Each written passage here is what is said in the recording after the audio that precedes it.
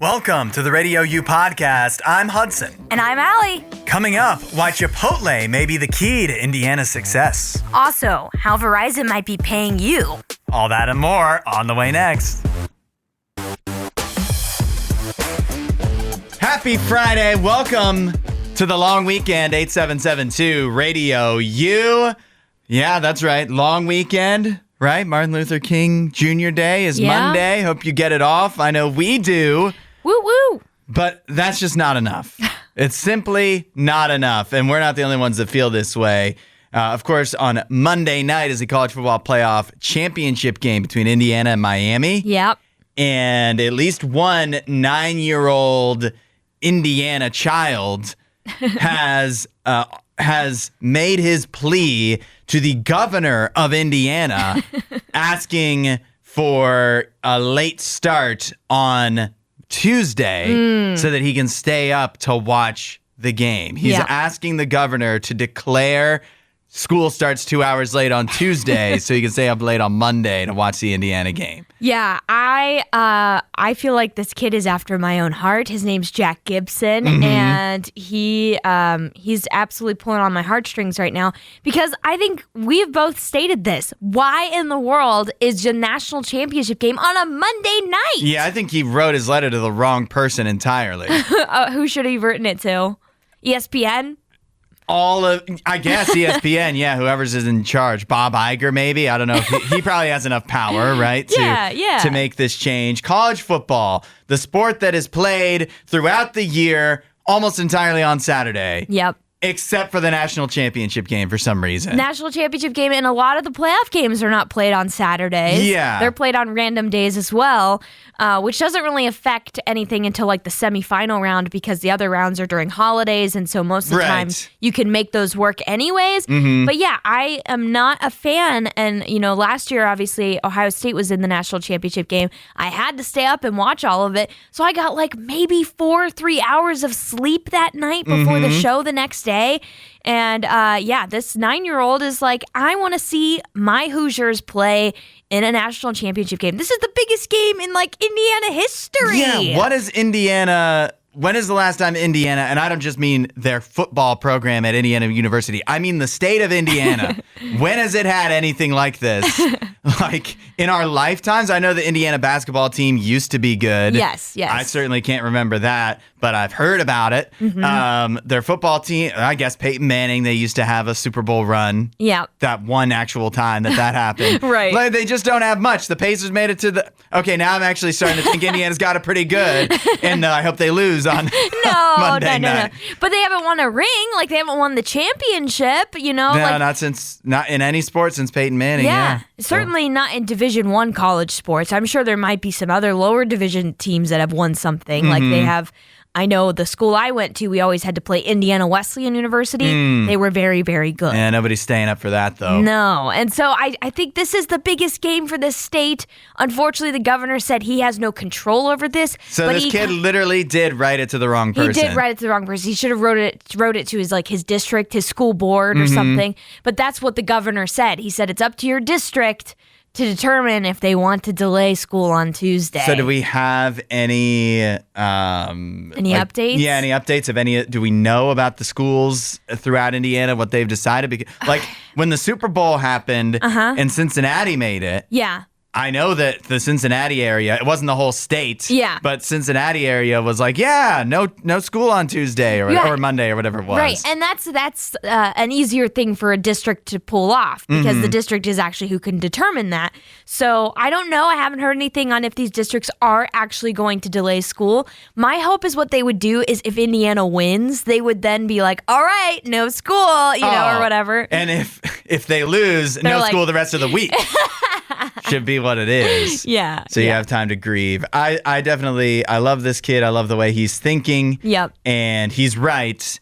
And also the college football playoff game should just not be on a Monday night. Right. This is an overall complaint for the format of college football and its national championship because it's like the schools shouldn't have to move their systems around for a football game. But the reason that people are even asking for this is because it's on a Monday night. It's on a Monday. If we just shrunk the playoffs back to 4 teams and had it end on January 1st, everything would be fine. Verizon had a pretty big outage. Yeah. It affected a lot of people, although when we brought it up yesterday, there were a few Verizon customers that were like, it didn't happen to me. Well, you might wish it did, because Verizon now has announced what they are doing to make it right. Okay.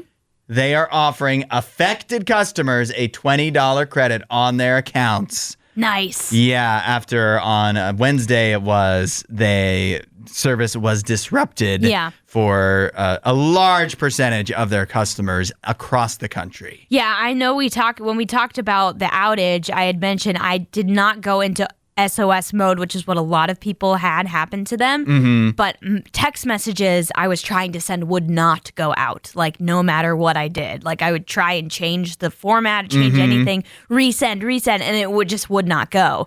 And it took like probably about 2 hours before they finally sent. So I'll be interested to see if I get this. Apparently you need to log into the app and see if it's available and claim it. So I haven't checked yet, but it says that they will text you. Okay.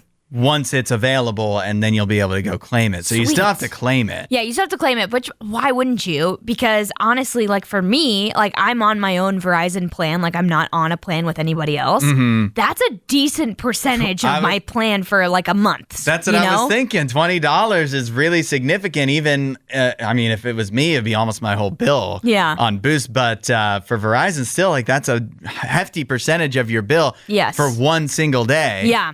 Now, this leads me to my question. Okay. If there was a phone carrier out there, they said, we'll give you whatever you're paying now. Yeah. We'll take $20 off of it every month. But there's going to be one random day every month where you're going to have no service. Would you sign up for that carrier? No.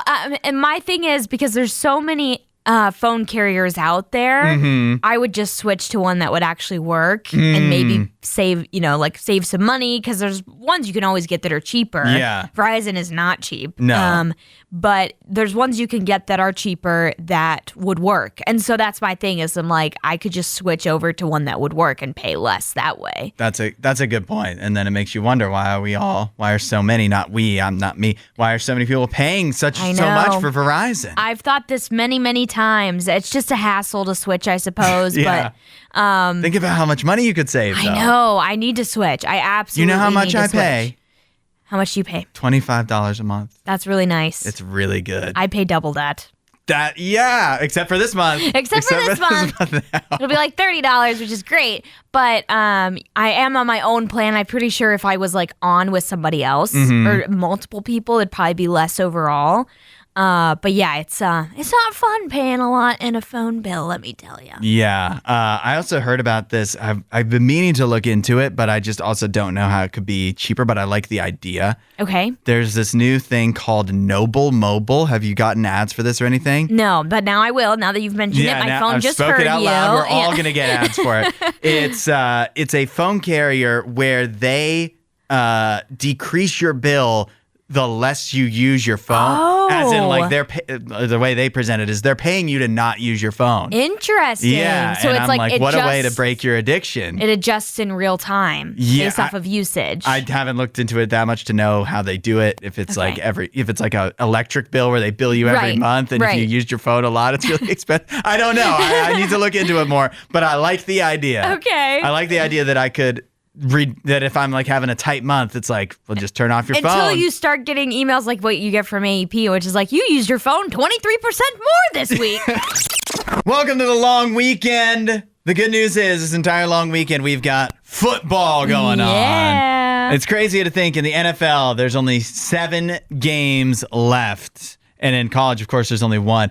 Allie, the NFL divisional round of the playoffs is this weekend. Tell me which of the 4 games you're going to skip. Skip. Yeah, the one you don't want to watch. Probably the game I'm least interested in, even though I feel like it's going to be a competitive game, is actually 49ers Seahawks. Oh, yeah, that's kind of the one I was thinking I just don't care about either of those teams. I'm sorry. I know. I'm kind of with you. I don't have a lot of emotional investment in that. No, yeah. The 49ers very injured. The Seahawks have Sam Darnold at quarterback, so that doesn't necessarily make them a fun watch.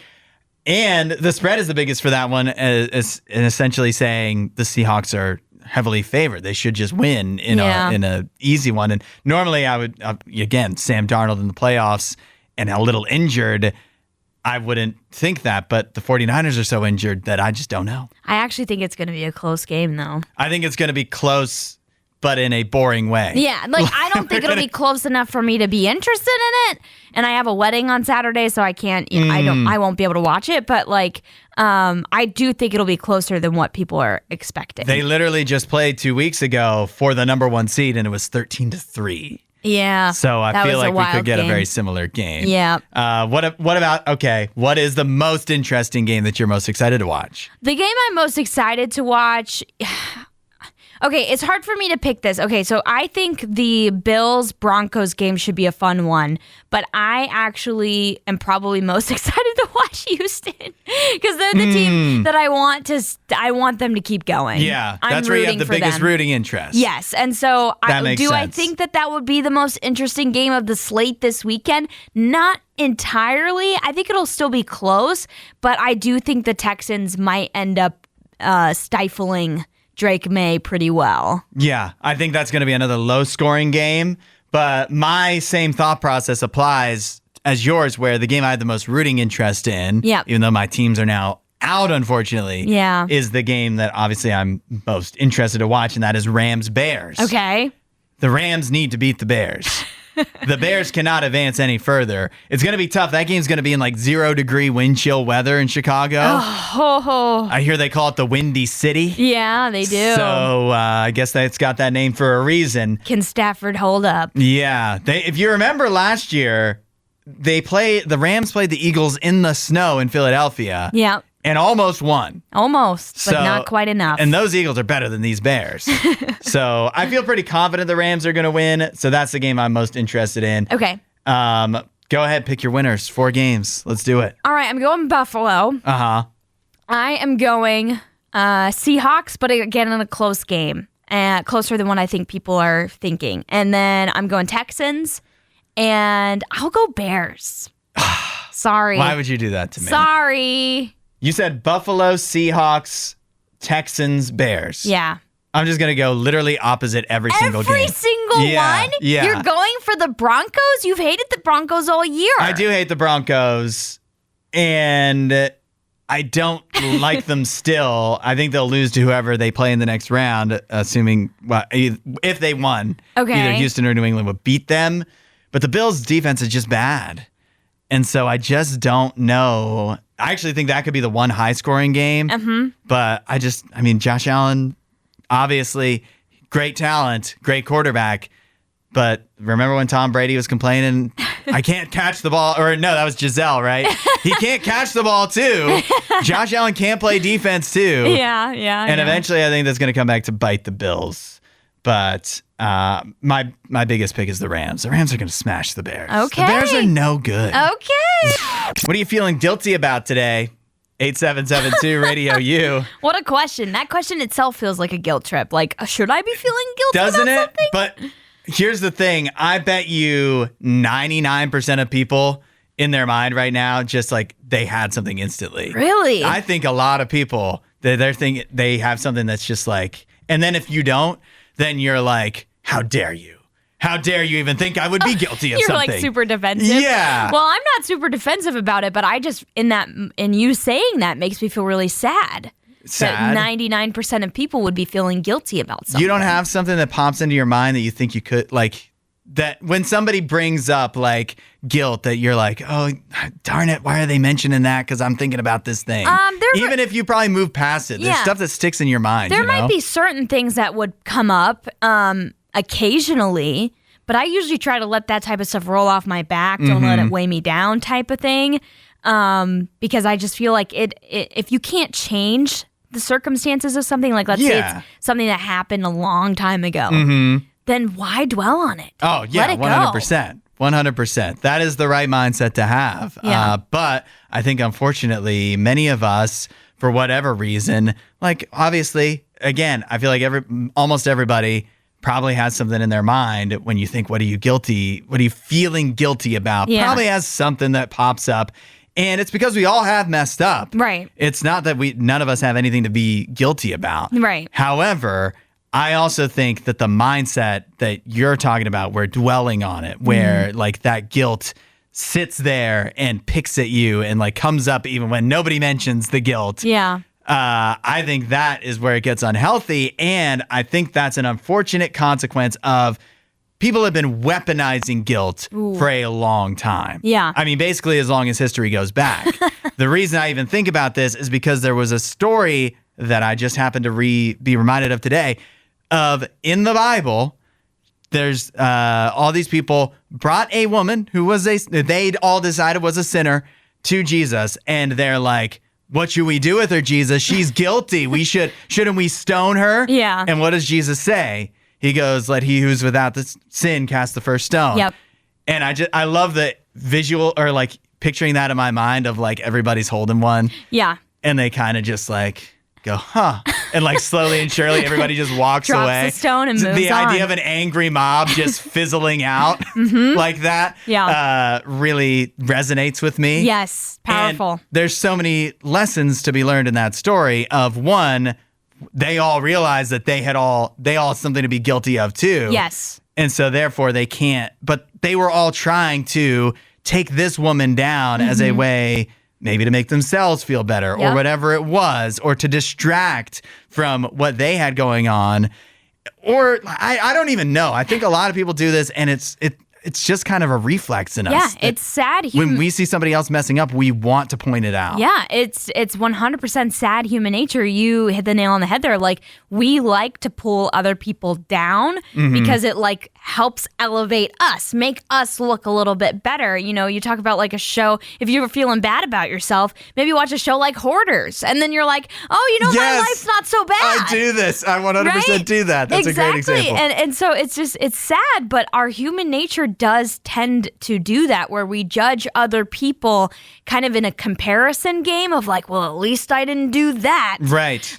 Which also, spoiler alert, God does not view sin in that way. Like, he doesn't view like sin as like a weighted thing where it's like, oh, you did this, you are terrible. Like, we're putting you under the prison. And it's like, oh, you did this, that's not so bad. You can get off from that. You know, like, that's not terrible. God doesn't view it like that at all. Yeah. And so don't try and like point to somebody and be like, see, God, they're way worse than me, because it's not going to work. Yeah. Well, that brings it all back to the end of the story, and the very important lesson is eventually everybody leaves. Yeah. And Jesus is like, well, where'd everybody go? And there's nobody around left to condemn you. Yeah. And he says, then I don't either. Everybody else might be trying to make you feel bad about something, but God is not. Right. Jesus is not condemning you the way everybody else, the way the world wants to pile upon you and throw stones at you. Yeah. God is not there to make you feel guilty. He's there to love you. Go and sin no more, Jesus says. Right. Go and live a better life with me there with you. If that's what you're ready for, ready to be able to have all those stones bounce off you and not worry about it because it's the world and it's not God. Yeah. Start talking to God about it and feel that assurance and feel how things change. Absolutely. I love that. You know, take that with you today and into the weeks ahead for 2026, and know that if you want to look at it as like the courtroom of life, God is your representative. Jesus is your representative, representing you right now and saying, you know, no, this I've covered this sin. He does not have to take the consequence of that anymore. Let's let the guilt go today with God. If you want to know more, RadioU.com/free gift. Be ready to share your advice in this fired or hired situation. We have a gal who writes in who says, I'm hoping you can help me. I have a workplace dilemma. Okay. A couple of years ago, I was off work for about a year due to some health issues. After I'd been back for a few months, my desk chair broke. Okay. I work at a school and summer break was just a few weeks away, so I planned to buy a new desk chair over the summer and borrowed a spare desk chair to use for the few weeks before summer break. Shortly after this, I came to work one morning and found a brand new desk chair fully assembled at my desk. Wow. No note or any indication was with the chair to tell me who it came from. I did some investigating and found out the chair was purchased by one of my coworkers at the school with his own personal money. Oh, how sweet. Apparently, he likes to play the lottery, and when he wins a little money, he spends it on someone else. Wow, what a lucky guy. He wins some money? Yeah, he won money, and he spent it on somebody else. What a sweet person. That is super nice. When I told him thank you, he said that I'd been through enough with my illness and said he wanted me to have a nice chair. Adorable. This is so nice so far. Where's the problem? Where's the dilemma? It's coming. I was and am so grateful, but after a few days of sitting in the chair, I realized that it is terribly uncomfortable. No! I slip out of it all day and am constantly repositioning myself in it. The arms are hard, the back has no give or lean, so I have to sit straight up all day. He couldn't have known this when he bought it, and it was such a kind gesture, so I've been using this chair. This is an important detail to me. This is the crux. Yeah. I've been using this chair for the past 2 years. Oh!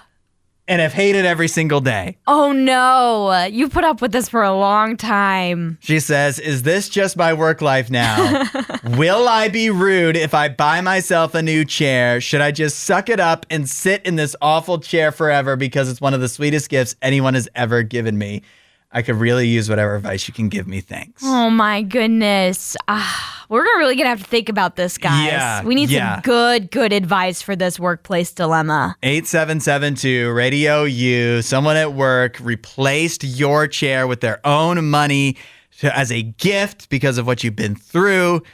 But that chair is incredibly uncomfortable, and you've been suffering through that for 2 years. Wow. What do you do? 8772 RadioU. Let us know your thoughts, your advice for this fired or hired situation, and we'll think about this and see what people are saying coming up.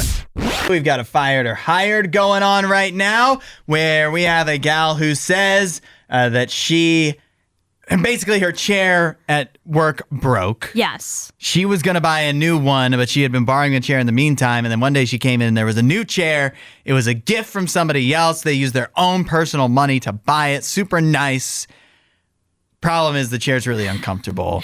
And she's been dealing with that for 2 years. That's how nice this person is. She has been uncomfortable for 2 years and has put up with it because of how sweet this gift was. 8772 RadioU. What is the move here? We can start with Laura, who says, because it's about a school, Laura goes, fellow teacher, I would get yourself a new chair and make the chair that was gifted to you a special chair that could be a reward seat for students. Pass the pain to the students. Yeah. No, that's a very creative way to deal with this, Laura. Thank you. We also heard from Justin. He said, for the office chair situation, I would say take the chair home and tell them that it looks better with your decor at home. That way you don't have to hurt the custodian's feelings, the guy that got it. Okay, that's, there you go. That's a way around it a little bit. Yeah, be like, I wanted it at home. I can use it more there. Yeah. James says, it's been 2 years. How long are you supposed to keep it for?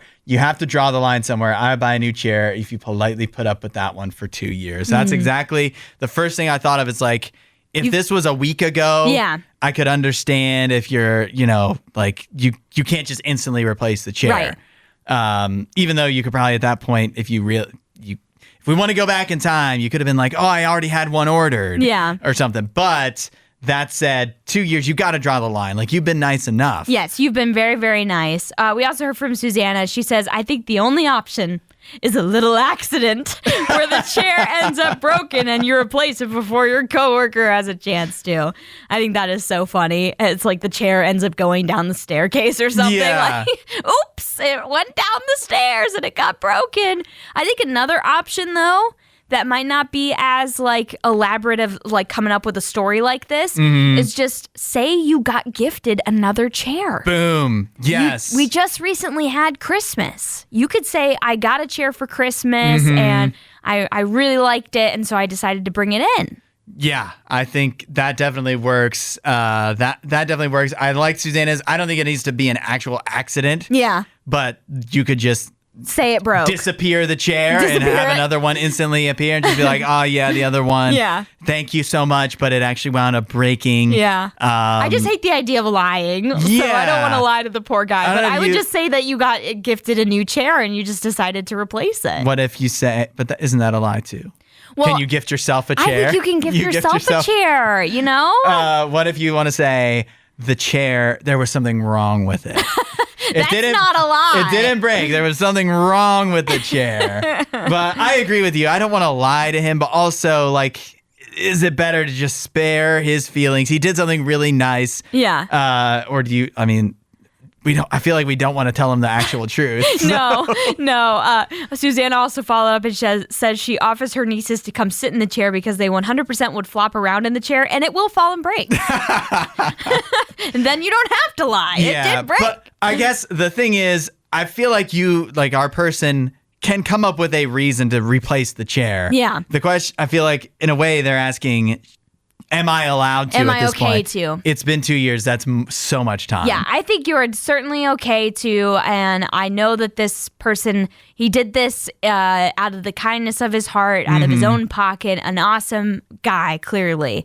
But it's okay for you to move on to a new chair. Yeah, it definitely is. I don't think he'd be so upset if he realizes the chair is gone. Yeah. Email mornings@radiou.com with your fired or hired.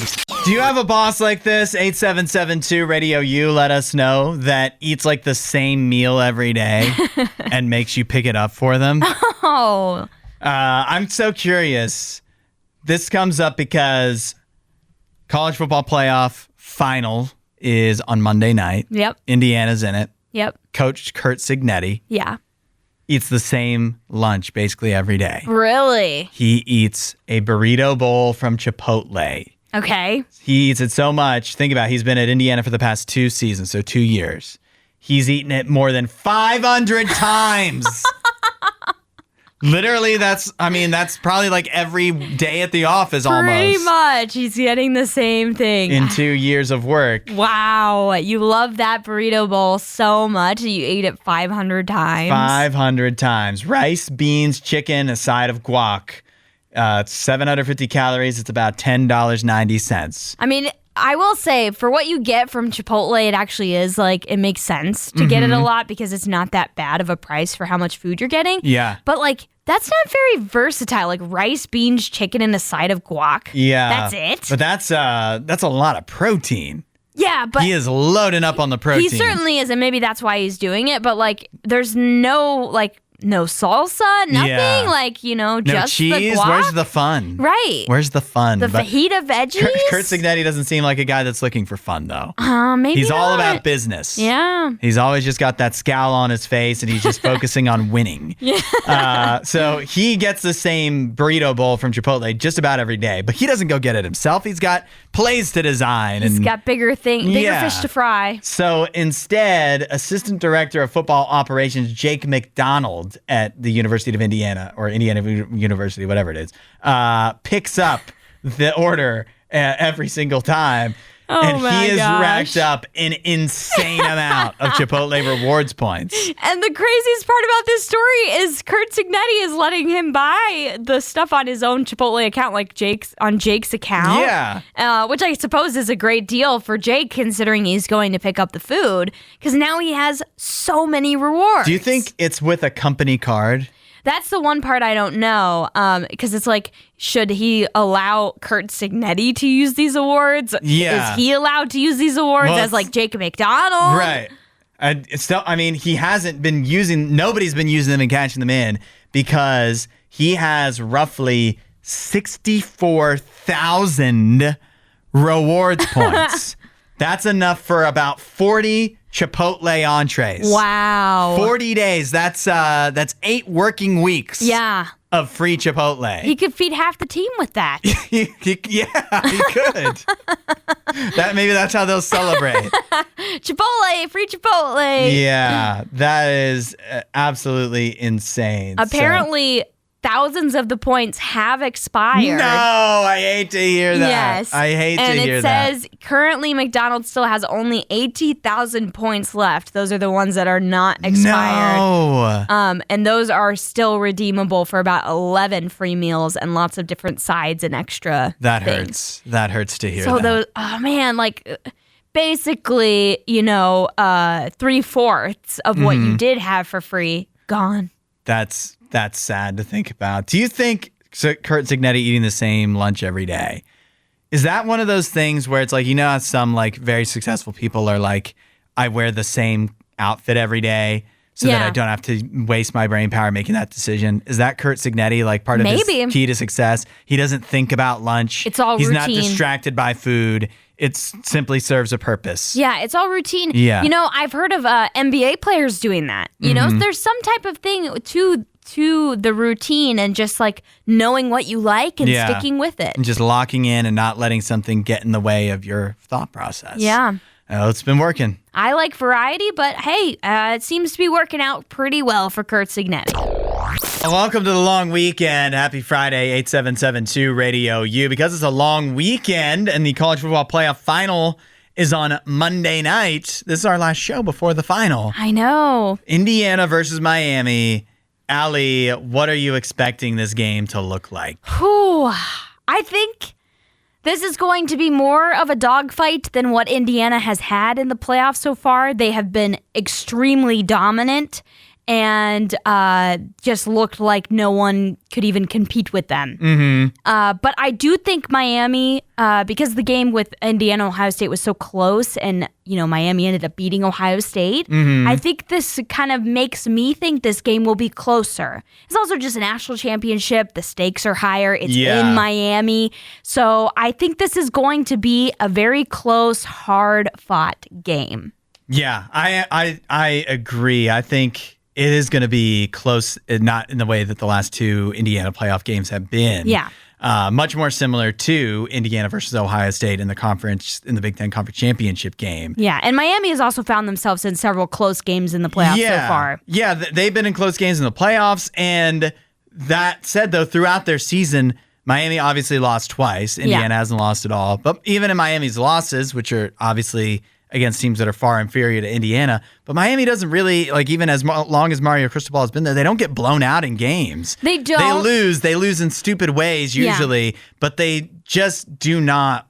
Especially this year, their defense is very talented, very good. Yes. And so I find it hard to believe unless it does follow what we've seen in Indiana's other couple games where they just get turnovers right away. Yeah. And Miami's all of a sudden in a 10, 14-point hole. Yes. If they take care of the ball early, which I think they will, make a point to do that, I think this is going to be close and come down to the wire. Yeah, what we've seen from Miami in the playoffs really is they're not pushing the ball down the field because if they do, Carson Beck is going to throw an interception. And you do not want to do that against Indiana because what's going to happen if Miami gets down against Indiana, I don't see them being able to race Indiana in a very high-scoring game, to be able to come out of a hole. I just don't see that. If Miami wants to win this game, they need to keep it close, which is how they've won in the previous playoff games. They need to have a close, hard-fought, all that matters is the line of scrimmage. It's not the big plays that's going to get the game done, or won. And so I think that's how Miami wins this game, but I still see Indiana coming out on top. I think their talent is just better. I like Mendoza better than Beck. And so even though I think this will be close, I think Indiana is just that good. Yeah, I want to pick Miami because I just kind of like them more. Yeah, they're a fun, tough team. Yeah, but it kind of comes down to when you do think it's going to be a close game, it's which quarterback do you trust more? And Carson Beck did lead Miami on a game-winning drive in the last game against Ole Miss. But how many moments can you have like that? In a down to the minute, 2-minute warning kind of game. Yeah. I feel like I trust Fernando Mendoza more. Now, I do think a good reason the Indiana offense will struggle because I feel like the Miami pass rusher is going to get after Fernando Mendoza. And it's like, oh, he's actually surprisingly fast. Maybe, but even if you're fast, he's not that fast to be able to, Reuben Bain bearing down on you. He's going to get you a few times, and that's really going to disrupt things, which Indiana hasn't had to deal with hardly at all for the last few games. I will say, though, Ohio State's defense was able to pressure Mendoza. Their offense did not have a lot of great drives, but at the end of the game, there were several scrambles that Mendoza made to make big plays to seal it for them. So don't underestimate his ability to withstand the pressure. But I do agree with you. The pressure will be coming. Yeah. Miami's defensive line is very talented. It's better than Ohio State's, and Ohio State kept Indiana to 13 points. Yeah. So I hope we get a few more points than that, but I kind of expect a game like that where it's nobody gets to 20. Low scoring? Yeah. Okay. Wow. Would you ever want to live on top of a Costco? What? People love Costco. Do you love it so much that you wouldn't mind there? just living right on top of one? And to be clear, I don't mean on the roof of one hiding out Chuck Mangione at Megalomart style. I'm talking about what if you could actually have an apartment on top of a Costco? Is this going to be an option? It actually is. Really? Going to be an option. In Los Angeles, Costco is working on a mixed-use development that would combine a large Costco warehouse with an 800-unit apartment complex on top of the store. Wow. So there's going to be plenty of opportunity for people that want to live in Los Angeles. You could live over top of. All you have to do, take an elevator down, and you'd be right at a Costco. That'd be so convenient for like groceries and stuff. Right. Like, why would you wouldn't even need a fridge. You just go down to Costco, buy all your ingredients for dinner, and come right back up. Yeah. I think that could be really convenient. Also, the building kind of sounds a little nice. It does. Reading this description here, I'm like, a rooftop pool. Yeah, rooftop pools, fitness center, workspaces, courtyard somehow. I guess that would be up on top of the roof as well. Can you imagine being able to swim on the top of a Costco and maybe like play pickleball in the courtyard? Yeah, that's kind of crazy. That sounds like a dream come true to me. I don't even have a Costco membership, but I'm kind of tempted. Right. Honestly, like I see buildings and they're usually in like nicer areas around here. Yeah. Where it's like a bunch of businesses down below. And then on top is apartments. And Yes. I'm always like, I don't know if that's my dream to live there, but I'm always I'm like, I wish I could afford that because I don't care about having a yard. Yeah. But when it'd be in that case, it'd be like buy a park anyways. Right. And so I don't care about having a yard. Yards are too much work. I just want to be like around places where I can walk and like just do things conveniently. Yes. And that sounds so convenient. And I just like to be where the action is, right. you know? I got to experience this kind of because action I have at Costco. Right. What's going on at the Costco? I imagine the view's probably not great at Costco, but I got to kind of experience that because I went and stayed with a friend who has an apartment or did have an apartment in downtown Columbus. Mm-hmm. Not in like a bad area of Columbus, just like a pretty nicer area in Columbus. And I think it was the third level of this apartment complex, which was a really nice complex, was a pool. And the pool had a like, not glass, but see-through wall that looked out onto the road. Oh, so infinity pool, basically. Kind of. And so anybody driving by could see your legs, which is a little odd. But her apartment was like on the corner of this building, pretty high up, and the view was really cool. But the one thing that was really annoying, any sirens felt like they were right next to you. Yeah, there's definitely the issue of, and like, I want to be where the action is, but that also means that like, especially on the weekends, if you're near restaurants and stuff, you're in the city. Always going to be people around. And so it's not as private. It's not as quiet. But I would give that up because if I could afford it and just like the right place came up, I would be so happy. Yeah, her apartment was not cheap at all. So you're not joking about the if we can afford it type of thing. Yeah, but I don't know. Does Costco, would that command an even higher price? Would you be even more tempted? Costco versus any other store down below. As long as it comes with a membership, maybe. Yeah, right? Hey, I do it for the hot dogs. It's a Friday. I hate to be doing this. I don't want to be the bearer of bad news, but I feel like everybody deserves to know. Oh, no. 8772 RadioU. Spotify's raising its prices. No! We all saw this coming, though. Yeah, as reported right here on RadioU before Christmas, we knew about this. We talked about this. But that was like the scuttlebutt, and now Spotify is sending out emails to people letting them know that the prices are going up. I hate how they call it. They're updating their prices. That's much better. Which is a nice way to obscure the fact that they're raising the prices. It's not, when you say updating, you leave room for like, oh, so some of them are going down? Yeah, no. No, they're definitely not. This is confirmation of what we had discussed about a month ago, that the individual plan on Spotify, the premium plan, is going up from $11.99 to $12.99 per month. Basically a $1 increase. Other plan tiers, the student tier is going up from $5.99 to $6.99. Okay. I want to go back to college just so I can get on the student plan. That sounds like a great deal to me right now. It's half price. Yeah. Better than half price. Well, no, not now, but it was better than half price. The duo plan is going from $16.99 to $18.99, and the family plan going up from $19.99 to $21.99. The dual plan used to be such a good deal, and now I feel like it's really not that great of a deal. Like, you're saving $2, basically. I feel like I just don't know why the price is going up. I know they're going to say it's because we have to support artists more. Yeah, sure. I don't think I don't buy it. Yeah. I think it's so that you can keep making more money. Right, absolutely. And because you've wasted a bunch of money, by the way, bringing in podcasts and audiobooks and other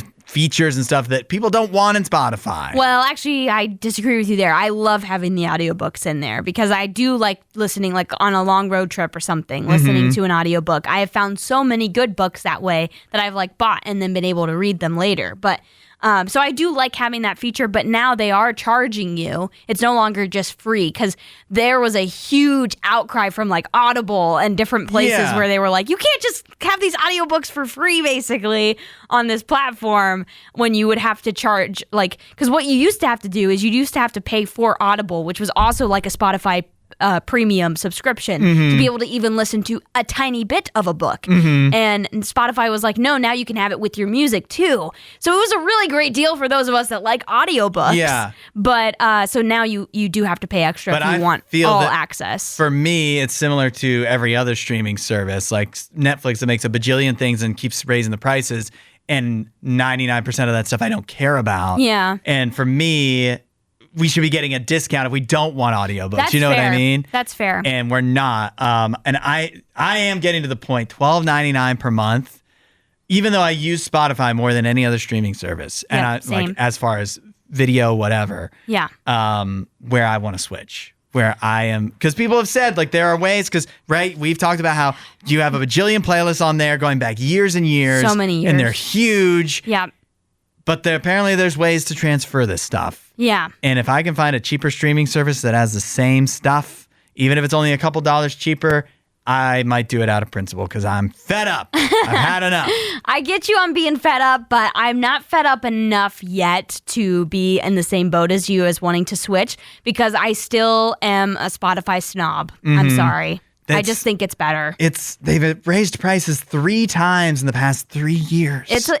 It's gone up a lot since when I first got it when I was in college, but I don't want Apple Music. I don't want YouTube. I don't want Amazon. I'm on Spotify. I'm more sorry. so than anything else. They've raised the prices 3 times and nothing has notably changed for the positive. What do you mean? The audiobooks are a huge positive. They're not a huge positive. In my opinion, that is a massive gain on their part. I want no audiobook discount. And I use a different free app for podcasts. So why am I paying for that too?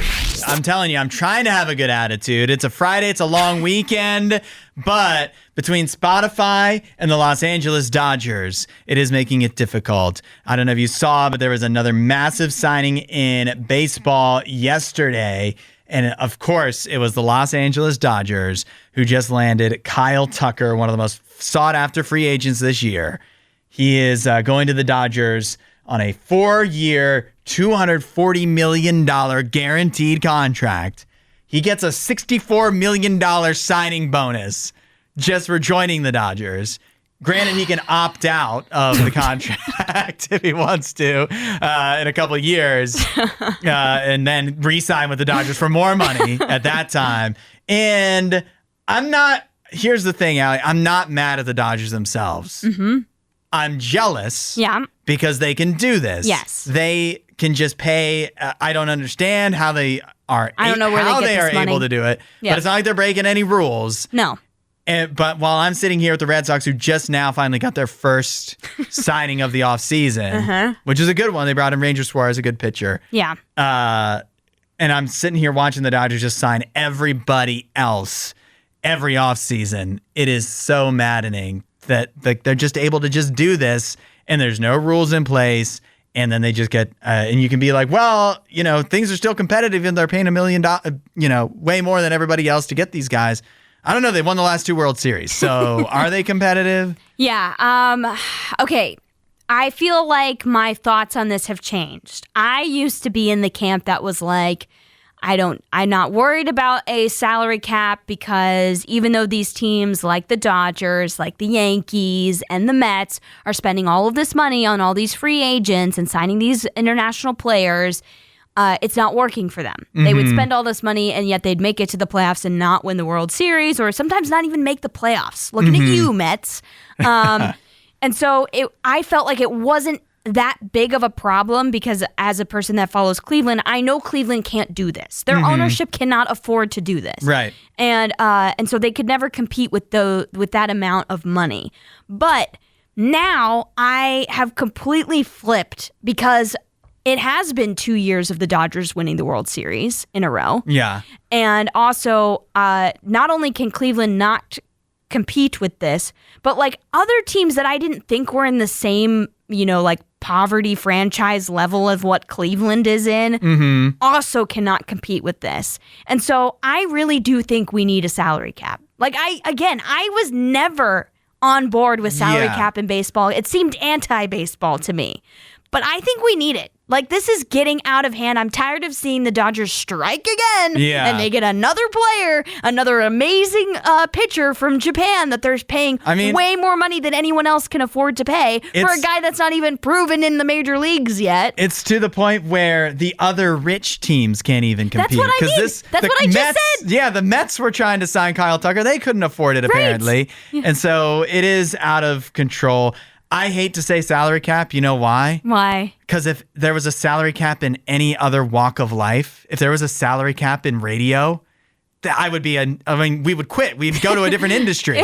Because it'd be like, oh, you're going to tell me how much money I'm allowed to make? Right. Well, and it's never going to happen. So if somebody's willing to pay, but there should be some other rule. Yeah.